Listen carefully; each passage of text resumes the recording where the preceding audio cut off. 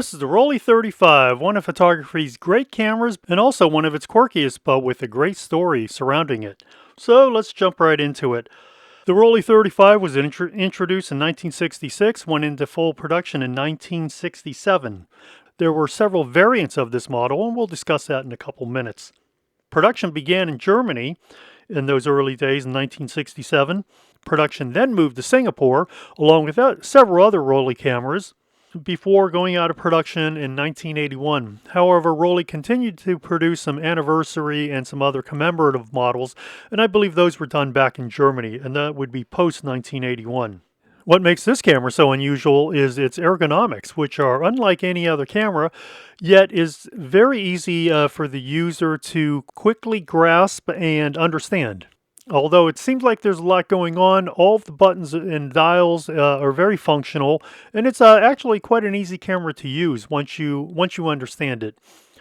It probably is no more confusing than today's digital cameras, which have a large number of buttons, dials, and switches. However, this one, like I said, is fairly simple and it's very straightforward. First off, let's talk about the whole story of the camera. This camera is the brainchild of Heinz Watzke. He was a German camera designer. After World War II, he found himself at Wirgin, where he designed several cameras, including I want to say the Adixa 16, which is a small 16 millimeter camera. So he had been working on a compact 35 millimeter camera for some time, in his off time or in his spare time. But probably, during his lunch hour or whenever he had a free moment. So one day, the owner of Wirgin happened to wander by, and he saw his design, and the story is that the owner became so enraged that he decided to get out of the camera business forever, and not long after shut down the company. So, I think that probably is the first time a design for a camera has caused somebody, or a design for anything, convince the owner it was time to exit the business. So Mr. Watzke then took his design and shopped it to several companies, including Leitz, maker of the Leica, and Kodak, and both rejected him. Eventually, he found himself at Rollei, where he was once again designing cameras and involved in several projects there. He continued to work on his idea for a small camera. It's either a manager or managing director happened to wander by one day and saw his design for the camera. I'm sure he was gun shy by that point, having caused his previous employer to shut down after the owner, I guess, flew into a rage. In any case, he did walk his boss through the design, and his boss seemed very intrigued by it, so I'm sure he was very, very pleased by that reaction. Eventually, Rollei decided to produce the camera. However, it did make a number of modifications, and some of them were for using Rollei's current suppliers. And that would make sense from an economic point of view. I want to say that they had originally planned to use like a Steinile lens, the Cassar, but so they went instead and used Rollei's current suppliers, which was Carl Zeiss. However, there are some early models in which you'll see a Schneider lens, the Zenar. Zenar's Tessar types. They're roughly equivalent lenses.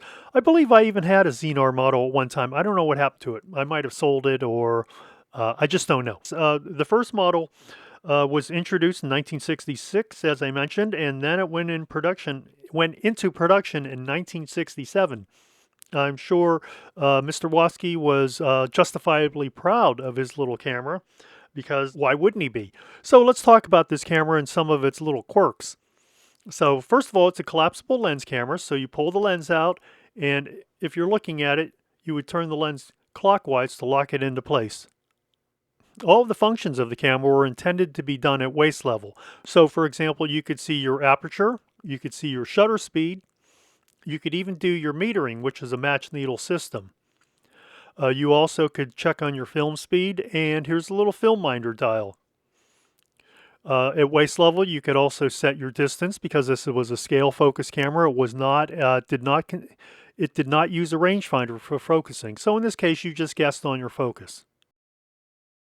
This was a maximum aperture of 3.5.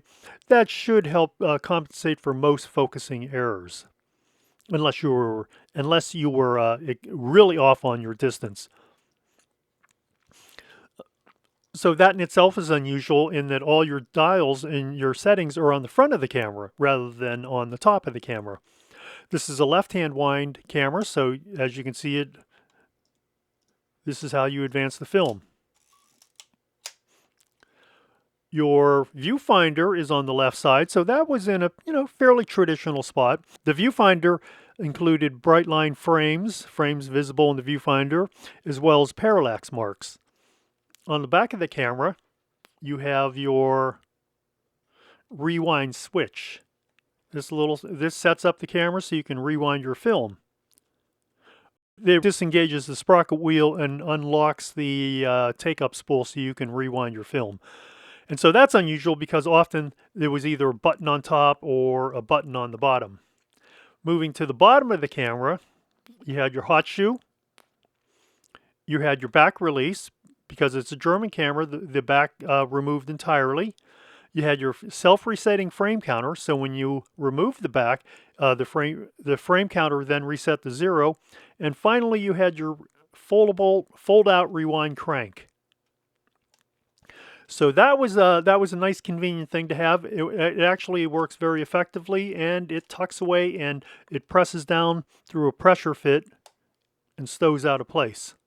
I don't know if the original camera was available in black and chrome. I think it was just a chrome model. When Rollei moved production to Singapore, it then began to offer both a black and a chrome model. This camera used a PX13 battery, and of course that's a mercury cell, no longer available. Let's take the back off real quick so I can show you something. As I mentioned, the back slides off like a good German camera. And here's your various couplings and such for either the frame, either for your film rewind crank or your frame counter. This is your battery chamber in here. So once you put film into the camera, you can no longer access the battery chamber. Today you can use a hearing aid battery with an O-ring, or you can use one of the adapters that allows you to use a lithium or silver oxide cell, although the voltage is off, so I don't know that that's going to be your best choice. There is a small adapter that has a diode in it that reduces the voltage to the correct amount, which should be 1.35 or 1.4 volts. Either one's going to be okay. Barring that, you could always use a handheld meter. So when we look into the back of the camera, it's fairly plain. This is where your fresh roll film will sit. Here's your hinged pressure plate. These little springs are, of course, to keep the pressure plate pressing against your film. Of course, the role of the pressure plate is to keep the film flat against the film rails. So when you take your photo, you get as sharp as photo as possible. And that, of course, is always dependent upon the taking lens being able to record a sharp image, and no worries there with either the Xenar or the Tessar lens. Here you have your little sprockets, and these of course engage with the sprocket holes that are in 35mm film. And finally, here's your take-up spool. There are small arrows here to indicate where you should tuck your leader of your film. And as you begin to load the film,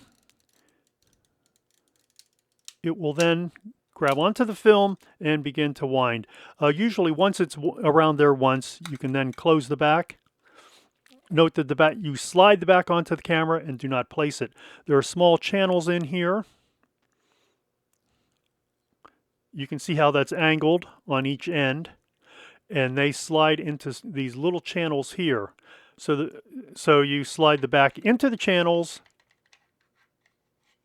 and then always make sure that it's fully seated. And you do that, close that back lock switch, and then pull the two halves apart. Now you can see how I didn't fully seat that. So once again, fully seat it, lock the back, and then give it a tug. And if these two don't come apart, then you of course have loaded the film correctly. Fire off 2 blanks, and you're ready to shoot. As I mentioned earlier, this used a match needle metering system. So what would happen is there's a small white needle here, and it would float across this window. You would then either turn your aperture dial or your shutter speed dial, or both, until the meter eye sits atop the needle. With this type of camera, you generally will want to angle this slightly down and away from the sky, or straight ahead, but do not angle it up toward the sky because then you will get an incorrect meter reading. Speaking of which, this is your metering eye right here. This used a cadmium sulfide meter. No surprise there, as that was the most popular type of meter in the 1960s. The industry had not yet moved to the silicon cell. That happened sometime in the 1970s. So let's fast forward to the 1970s. When Rollei moved production to Singapore, there were a couple of notable changes. So first on the back, obviously, the original model was engraved made in Germany by Rollei. The ones in Singapore were, of course, made by Rollei Singapore. So that was the most significant change. Well, that was one of the changes. The next change was the lens no longer carried a serial number. No longer said Carl Zeiss. Now it said made by Rollei and then Tessar. And you'll notice that the lettering changed slightly. Here the letters are spaced. There's more spacing between each letter, and in the publishing industry, that's known as kerning. So here they're more tightly spaced, and you can see how the letters are more tightly spaced. Functionally, they remain the same. All the dials remain the same. The use of the 625/PX13 battery, that remained the same. So there were very few changes made to this model. At some point at Rollei, there was a desire to introduce a premium camera. And the premium camera meant that it would carry a premium lens. This Tessar is always a good choice. However, there was a desire to introduce, as I mentioned, a premium lens. This model was developed. This is a model with a sonar lens. f2.8 sonar, so it was one stop faster. And this, instead of being a 4-element Tessar, was now a 5-element sonar. From what I understand, it took Zeiss quite some time to develop a lens that would fit in the same amount of space as a Tessar, yet still be optically excellent.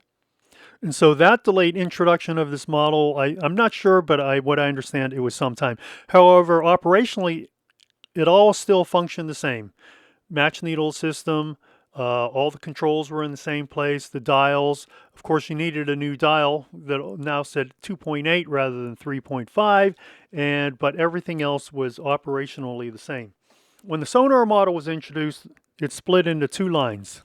Now you'll notice the difference between the sonar and the Tessar is these now say, it still says made by Rollei, but it also had a serial number, and then it also had Rollei HFT, and that was considered its high-end coding, multi-coding. I believe they called it high-fidelity transfer, because remember, this is in the 1970s, and hi-fi was a thing, high-fidelity stereo. That's probably where the name actually comes from, high-fidelity. At that point, the Rollei 35 line split into two. There was the 35S, that was a sonar-equipped model, and then there was the 35T, which really was the original Tessar-equipped model. But now it allowed Rollei to sell two cameras, one with a premium lens and one with the base model Tessar lens. That occurred in 1976.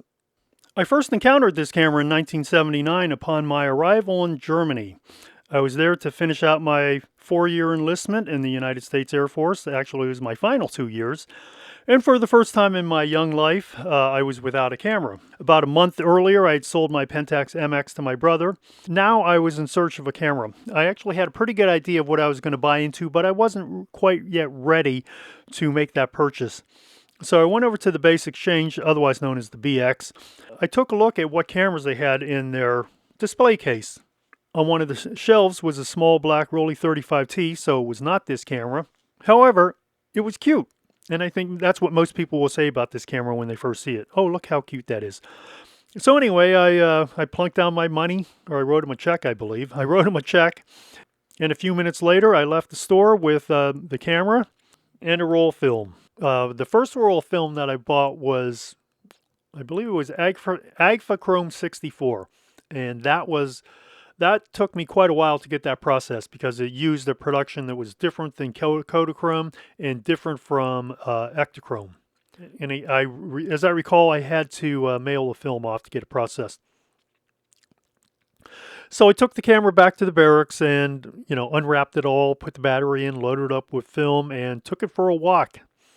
And there were a couple things that I found. One is I really enjoyed using the camera because it was very simple to use.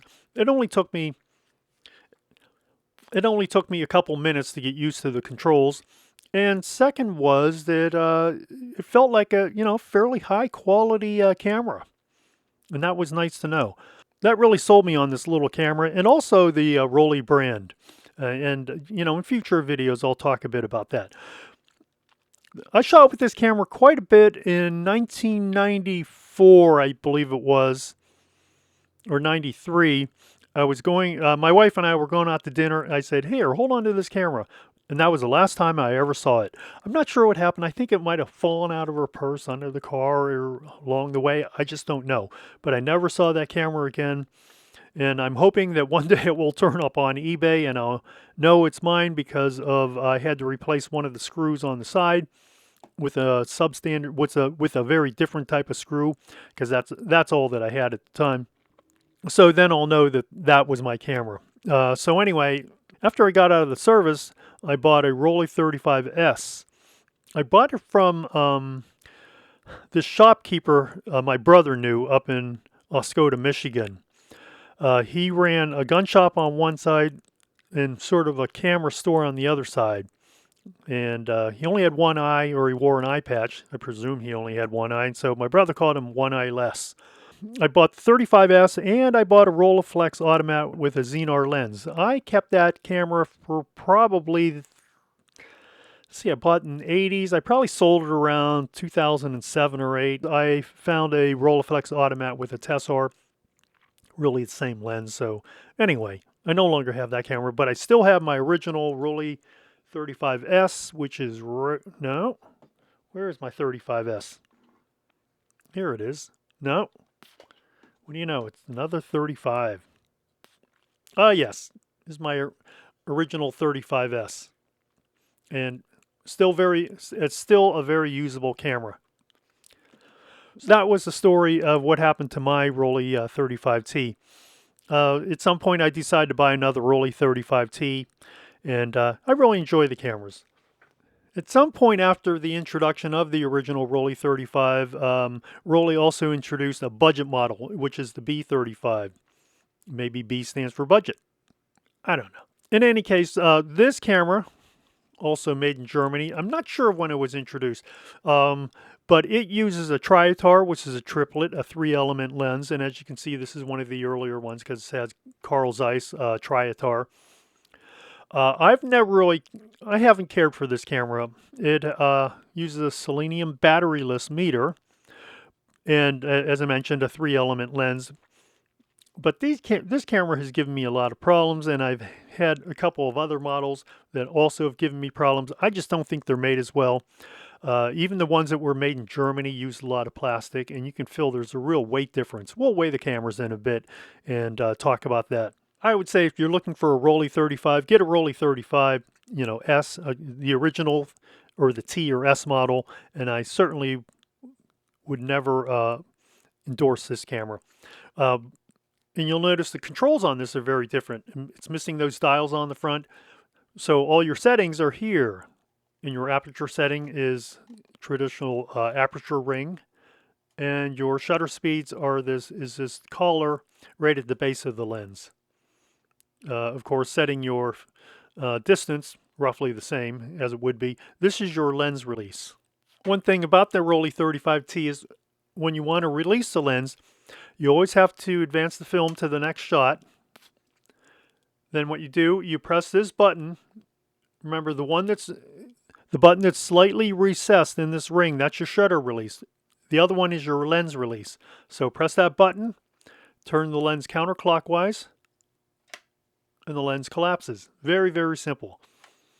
Remember, you cannot collapse a lens unless the film has been advanced to the next shot. And if you haven't advanced to the next shot and you've tried to collapse the lens and it won't go, don't force it. Check your film advance, and then you should be able to press that button and collapse the lens. So what's happened over the years is some people will force that, and then you end up breaking the mechanism that for the lens lock and unlock. And so what you'll get is you'll get a camera with a lens that has a lot of play in it. So yeah, try to avoid that if possible. In fact, not if possible, just avoid that. Rollei made a small flash unit that was compatible with this camera. Well, of course, actually, you could use any flash unit, but size-wise, this one was best. So you slid it into your accessory shoe, and because your flash should always be above the lens, when you took your photo using this, you really held the camera upside down, and then you just use your finger to release the shutter. So that, when you're shooting flash, it is slightly awkward. Not impossible to do, but it's just a bit awkward. I have taken flash photos with this camera, not a lot because I'm not a flash person, and I've mentioned that many times. Photography moved into the electronic era. Rollei tried to keep pace by introducing these two models, the TE and the SE. Once again, S stood for sonar, T for tessar, E presumably for electronic. I believe these use a silicon cell. However, gone is if you recall, the earlier models had, all the earlier models had a top-mounted match needle system to be replaced by LEDs in the viewfinder. One of the things I found is that it was very frustrating to try to meter a scene because the camera is so small. Your front-mounted controls are here, so holding the camera up to your eye while trying to turn these dials on the front of the camera, on the front of a small camera, is very, very, very tricky. So I have shot with these cameras, but in this case I just carried along the handheld meter because I found the experience very frustrating. These, instead of using the old 625 cell, this used a PX27. In fact, I have one in here. Let me take that out of there. I just haven't used these cameras as much, at least not in the way that Rollei intended. Rollei also, through the years, cheapened production on some of the models. Here you can see this is engraved and filled, and here you can see this is silk. This is a silk screen, no longer engraved and filled. It's a cheaper way to apply badging, of course, but because it's now painted on, it also runs the risk of just being rubbed off over time. This hasn't happened to these models, but you can certainly see how that would happen. In addition to the sonar and tessar equipped models, there is also an electronic version. In fact, they even put LED right up here. This would be the camera that uses a triatar. This is very similar to the B35 and still feels like it has a lot of plastic in its construction. Once again, I wouldn't recommend this camera as a user. If you have one and it shoots fine for you, hey, that's great. My experience was not good. I believe it uses the same PX27 battery, and in this case it just it uses a traditional battery cover, screw-in battery cover right on the top of the camera. And once again, your lens release button is right here on the front. Let's do a weigh-in and take a look at the various weight of some of these models. I think you'll be surprised by what we find. The original Rollei 35 weighs 13.2 ounces. Now, once production moved to Singapore, that one weighed 12.3 ounces, so a little bit less. Now, when the line split into T and S, let's see what happened.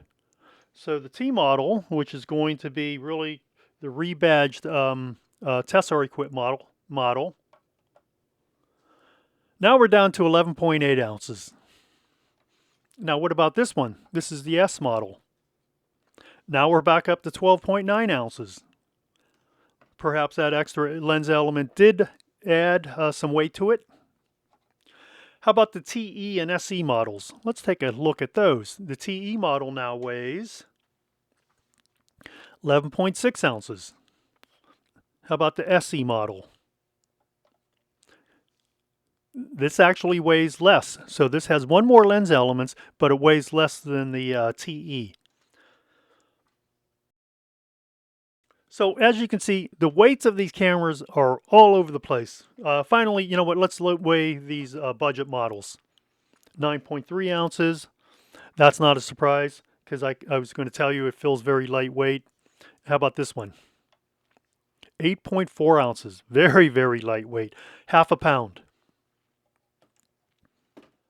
So you're probably wondering, what the heck is going on? Why do all these cameras have different weights, even within the same model? Why does one camera weigh more when you expect it to weigh less? A lot of it has to do with how Rollei was constructing the cameras. Through the years, Rollei was starting to try to cut its production costs, and the best way to cut production costs is to replace, from what I could tell, is to make changes to cameras. So for example, some of the cameras had very, very thin, some of the cameras had very thick top plates. Some of the cameras have very thin top plates. Some of the cameras use nylon gears, you know, in the film advance. Some of them use all metal gears. That's why all these cameras weigh different amounts.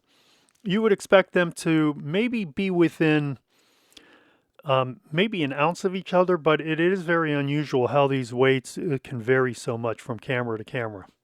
If you're in the market today for one, take a look at the camera itself. Look at its physical condition. There's several things you want to do. You want to make note of. One, is the camera functioning? Two, is there corrosion in the battery chamber? And three, look at the physical condition of the camera. For some reason, these cameras seem to accumulate a lot of dings. You can even see this one here. They're particularly notable for having some type of ding on the top deck. And here's one, fairly typical, right? Often you'll see a lot of corner damage to them. This is a good example. This one is pretty minor as far as the corner damage. It's not unusual to see a corner really crushed at the corner. So just make note of that when you're looking at different cameras. With more than 2 million of these sold, there's no reason to buy anybody's broken down piece of junk. That's usually how I put it. So always check the physical condition of the camera, and particularly if you're buying online, if you're able to, ask a couple of questions. Ask if the lens extends and locks into place. Actually, sometimes you might not even want them to lock it into place, because then they're going to be fiddling with it, and then pretty soon they're going to be forcing that lens locking mechanism and breaking it. So I've been fairly lucky. I have had some broken cameras. I have had cameras in which the slow speeds don't work. The slow speeds are usually easier to rectify. If there's a problem with the film transport, that is something that can be completely different. As I mentioned, some of these cameras use nylon gears, and so when you had somebody who probably wasn't aware of how the camera worked, when it reached the end of the film, instead of just stopping, they would sometimes force that frame advance over, and it would break or strip some of the gears in the film advance. So always something to be aware of. Through the years, I've really enjoyed using this camera, and we'll take a look at a couple photos here. So the first photo, of course, is one I took in Germany, and this followed up by, followed up by one that I took in Ocean City, New Jersey as a tourist. The next photo was when I was working in Hong Kong. That place was very, very interesting. I would say if you ever get an opportunity, maybe even today, go there, leave your politics at the door. Certainly.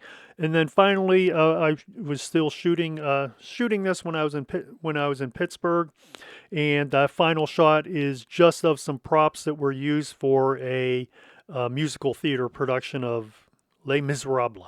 And so here are my final ratings for this camera. Obviously, the one with the tri-tar is rated lower, and that's simply because I just don't feel that its quality of construction and choice of materials is up to the same standard of the regular Rollei 35, the ones with the Tessar and the sonar. Trying to come up with the rating for the Rollei 35 was a bit of a challenge, simply because I've owned enough of them that you would think that I'd be able to come up with a consistent rating. However, my experience with them has been generally overall positive, but on the other hand, because of the many mechanical changes that you don't see that the camera underwent through the years, it just made it more difficult to try to come up with a rating for everything, for all of the cameras. Generally, I've liked this camera, and I've always liked this camera since the day that I bought it back in 1979. And that's about it. I'm not going to say much more other than take a look at the ratings and come to your own conclusion by looking at my conclusion. That's my wrap on the Rollei 35, and I hope you enjoyed this video. And if you did, think about hitting that like and subscribe button. Either one. If you have a question about this camera, or there's a camera you'd like to see me talk about in the future, let me know in the comments below, or send me an email at contact@camera-talk.net. And I hope to see you on the next video. Rollei 35, take, I don't know, 26.